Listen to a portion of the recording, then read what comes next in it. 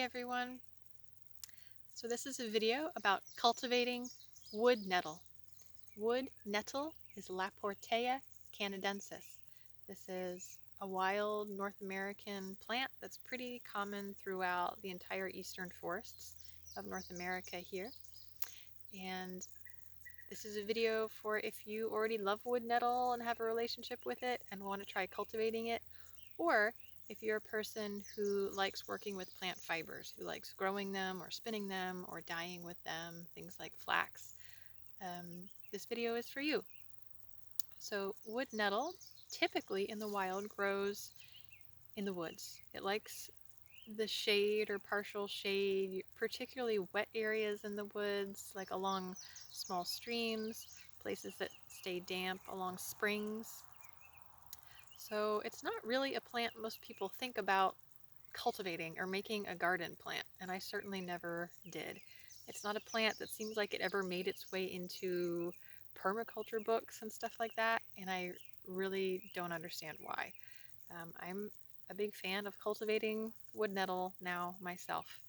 So I first planted wood nettle by transplanting the wild rhizomes, which is the root of the plant, from a shady, a typical patch in the shady woodlands to a mostly full sun garden area about 5 or 6 years ago. I want to say it was in 2015, I want to say. And that was in Baltimore City in Maryland. It was part of a food forest project, and we were just experimenting with all kinds of things. And I love propagating stinging nettle, Urtica dioica, and planting it everywhere I go in every garden. And something, I don't know, I just for some reason decided, I wonder if wood nettle will propagate well. I didn't expect it to.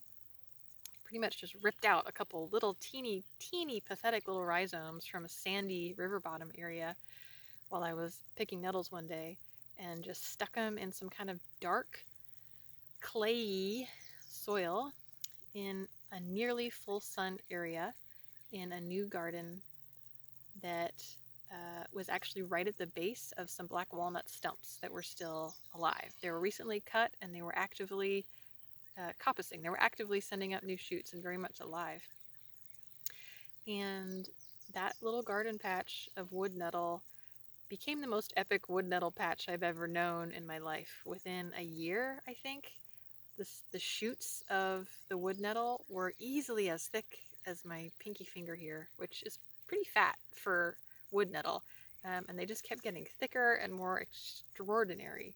And that particular patch is where I harvested the stalks for fiber processing for spinning from last autumn. And they were just incredible. They were as tall as I am. I mean, yeah, they were at least 5 feet, some of them pushing 6 feet. Really nice. Some of them almost as thick as my thumb.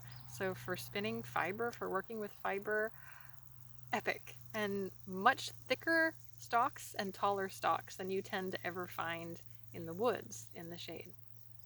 Okay, so here I am in Virginia right now, and I just planted another patch of wood nettle propagated from that previous patch of mine in Baltimore, and I wanted to show it to you to encourage you. So for this patch, I chose one part of the property that's kind of low. You can see there's some vegetable gardens here, and the land slopes down a bit, and we have this completely full sun. It's totally open area here, but that tends to collect a little bit more water.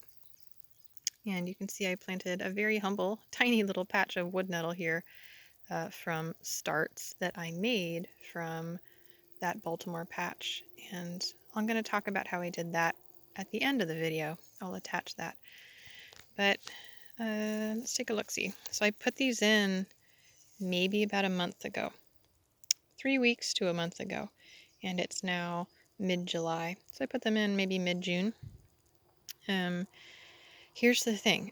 So yeah, where to start? So this soil was, it's pretty compacted. It's pretty clayey. A lot of this has just been like neglected field, and it's the soil is nothing to get excited about. So with all perennial gardening, I always like to dig the soil first. That's just the way I do it. Like dig once and then never till again. So I just use a shovel. So first kind of rip out all the grasses around it, use a shovel and dig out as deep as I can, about, maybe a foot down, and loosen up the soil a bit. I didn't bother adding any manure or anything because I didn't feel that the wood nettle would need it. And then I just popped in, my little starts right in there, threw some of the grass mulch right back on there. And I've pretty much done nothing for a month. I think I watered once, and it has been, oppressively hot here. Uh, during the daytime, it's in the 90s every day. The humidity is high. We've had almost no rain this month in July. I mean, it's absolutely oppressive. Like even the toughest wild plants, like the yellow dock, in the middle of the day, like it's all just wilted and pathetic. The heat has been so intense, and the sun is so intense. So when I put in my starts, which were looking very happy and healthy and ready to go, very tiny, had very strong root structures, I popped them all in. And here in very full, intense sun, this spot does get morning shade. So this does get some shade until about noon, and then it just gets beaten on with sun for the rest of the day. So after I put the starts in, they really yellowed. They were nice and bright green and happy. I put them in here where they're getting beaten on in the sun every day, and they really turned quite yellow very quickly, like very pale. You can see here at the bottom, there's evidence of that. Like they were stressed out because they were adapting to the full sun. And I was like, I don't know that it's going to work again. I've done this, I've seen this magic happen once. Is it going to happen again, wood nettle? And I just waited and waited to see what it would do, if it was going to adapt to the sun this time also. And it did. So now it's been a month since it's in about, and it's really greened up again. So the leaves have darkened, become a lot darker, richer, healthier green again, as you can see. And they're starting to put out even more new growth right now. So they look really happy. These are little guys because I just dug up little babies. So I wouldn't expect this patch to do much until, next year at least. But this shows me that the nettle adapted to the sun, and it's ready to go. So I really consider this why wood nettle stalks get so impressive cultivated. So naturally, wood nettle is not going to grow. It's not going to show up in areas like this wild, probably because it just can't compete with other plants that are better adapted to the sun. But if you kind of baby it, okay, give it some open space, some loose soil, and don't allow it to get overgrown by other stuff for a year, it will adapt to the full sun, which is incredible because it never grows in full sun in the wild. And then once it does, it will quickly fill in, make a really dense, impressive patch, and then essentially be there forever. So really, really, really cool. So if you plant a wood nettle patch like this, which I encourage you to do if you have some land, have some space, and want to give it a try, I encourage you to do both stinging nettle and wood nettle. If you plant a patch like this and you are really after fibers, the long fibers of the stalk, then you probably don't want to actually pick the nettles for eating, because as soon as you pluck the top of the plant to eat, the plant will then branch and shoot up new growth to the side, and you're not going to get perfectly straight, tall, ideal fiber stalks. So you got to kind of like choose one or the other. But you may not be into fiber. You may just be into creating more, perennial edible plantings around your land. So it's great for that too. Wood nettle, you can eat just like stinging nettle. Has a slightly different texture, but it's very similar as an eating experience to stinging nettle. Very dark, very rich, and it emerges a little bit after stinging nettle first emerges in the spring. So there's a stagger, as most wild edible plants do, which is great. So you just have this rolling, rolling bouquet of vegetables all year long. So I also encourage you to do this just for the food. If you just want like nice, big, juicy, meaty, tender tops to pluck in the spring as a vegetable. I've certainly eaten epic amounts of wood nettle in my life. I mean, there's certain areas where I've lived, particularly certain areas in the mountains where it's like the dominant spring vegetable.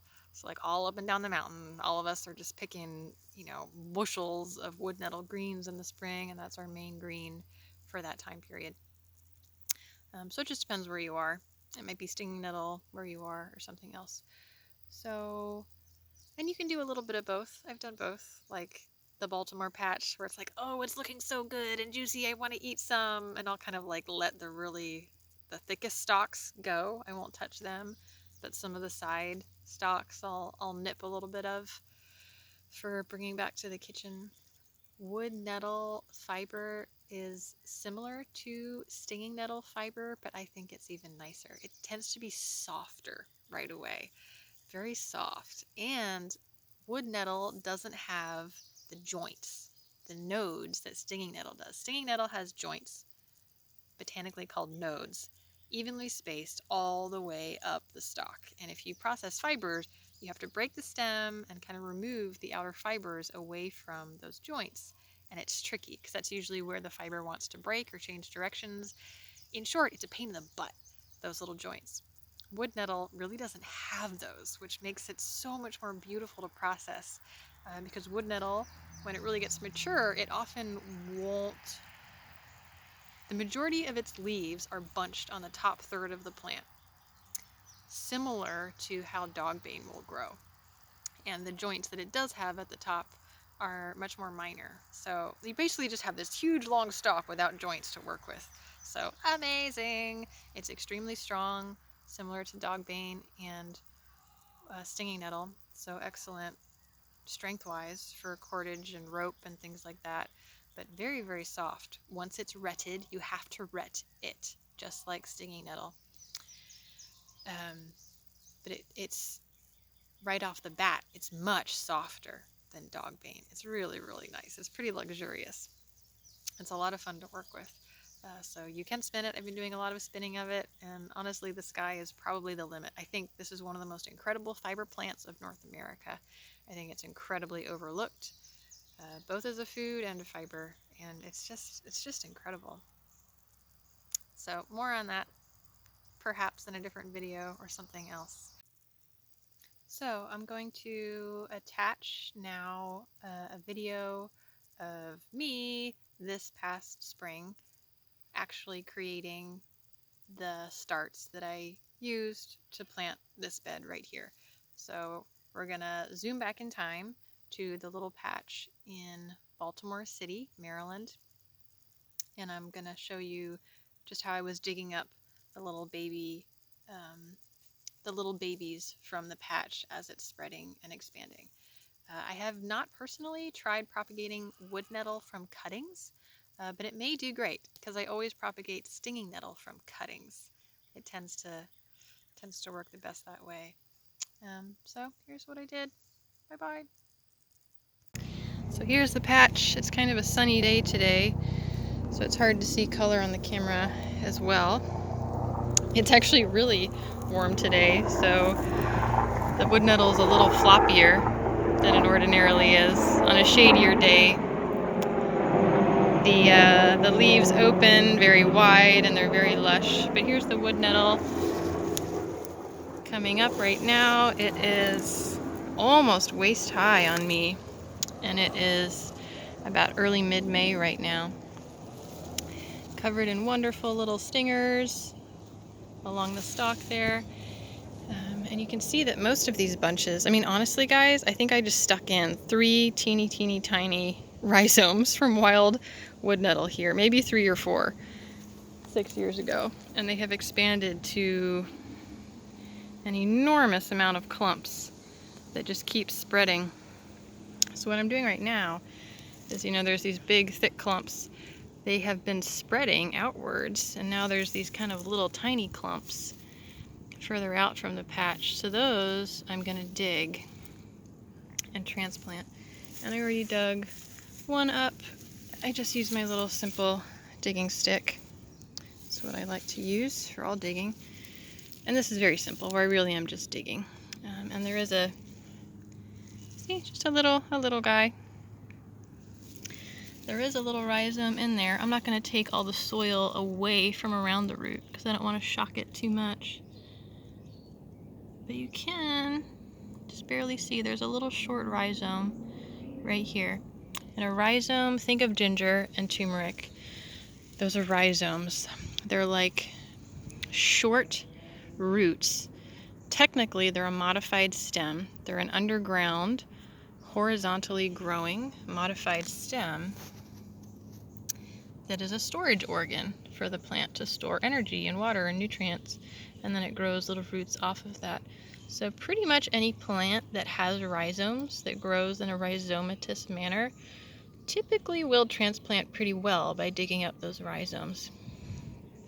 Only perennial plants have rhizomes.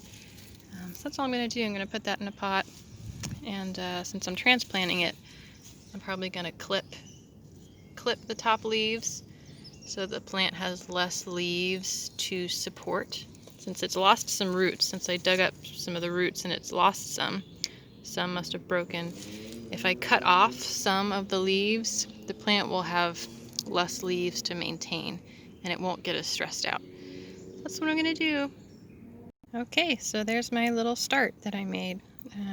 Just digging up the rhizome from this one little tiny wood nettle, sticking it in a pot, and then breaking off or cutting off just the very top section of each plant so that it can recover more easily. And then I'm going to keep this in the shade for a week at home, kind of let the plant recover, make sure I keep it moist. And, within a few weeks or a month, it'll start really putting out new leafy growth again, which tells me that the roots have recovered, it's grown new roots, and that it's ready to put in the ground at the next garden that I'm going to start a wood nettle patch at. So I'm going to do this to, maybe get half a dozen of these. And that's it.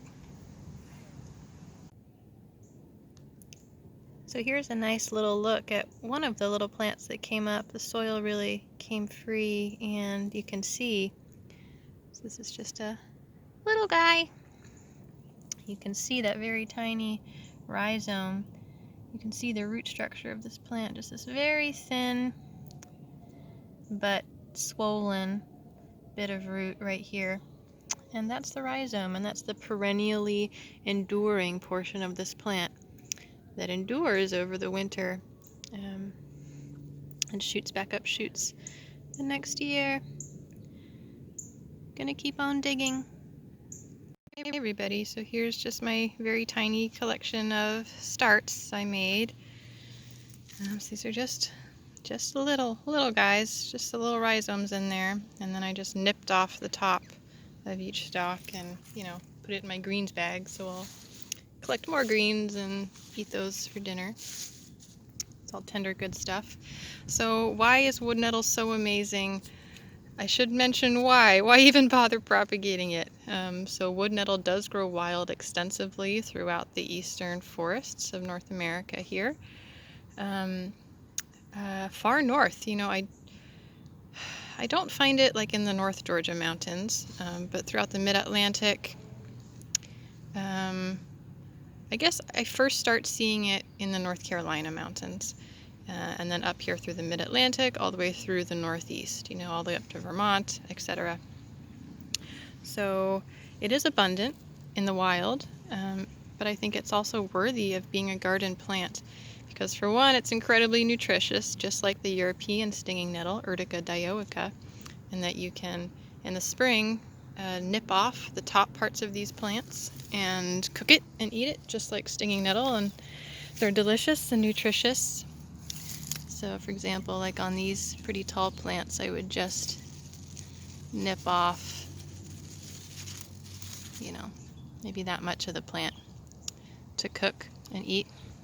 A lot of these plants, these really thick stalks, actually want to leave so they grow to full size, because this plant is an incredible fiber plant. I actually love it as a fiber plant even more than stinging nettle, Urtica dioica. This wood nettle, Laportea canadensis, will grow tall stalks, which you can harvest in the fall, cut at the base when they're brown, ret them in the ancient way of retting nettles, which is to slightly rot them, and process those bast fibers, which means stalk fibers, into something similar to flax.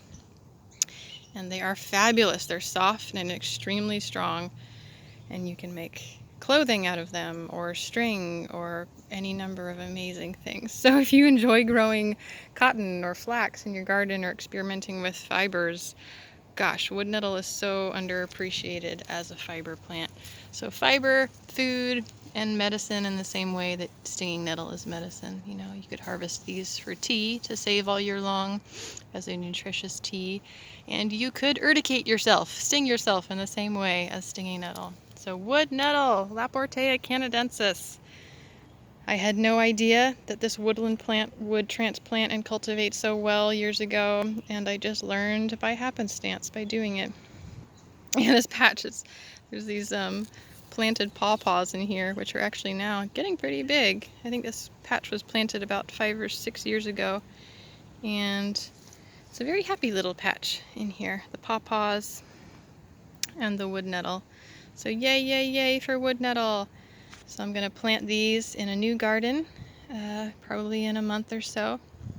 What is interesting is this patch, though it was planted from little rhizomes by me, it does seem to be spreading effectively by seed and even competing with all of these other opportunistic plants in here, because new plants will be found jumping way out of the garden, like big clump over there, and then little baby over here, right? So that's too far for the roots to be spreading underground.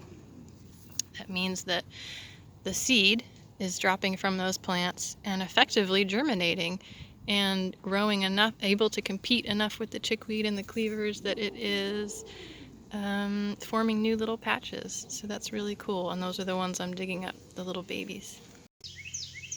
Hey everyone, so that's it for this video. Thanks for watching.